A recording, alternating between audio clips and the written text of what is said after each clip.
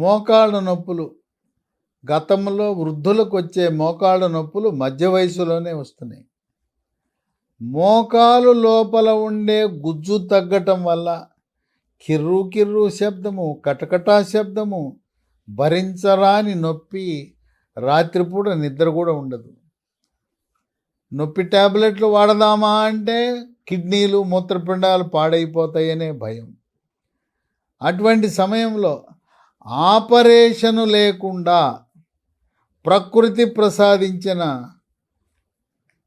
ట్యాబ్లెట్లు smooth walk, పొద్దున ఒకటి రాత్రి ఒకటి, టిఫిన్ తర్వాత భోజనం తర్వాత వేసుకుని శాశ్వత పరిష్కారాన్ని 3 నెలల పాటు వాడాలి.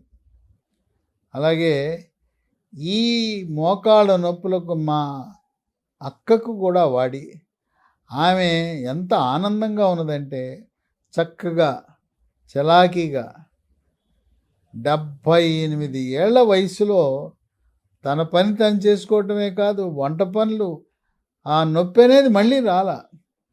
ఈ స్మూత్ వాక్ ట్యాబ్లెట్తో పాటు స్మూత్ వాక్ ఆయింట్మెంట్ కూడా రోజుకి 5 సార్లు మోకాళ్ళపై రాసుకోవాలి.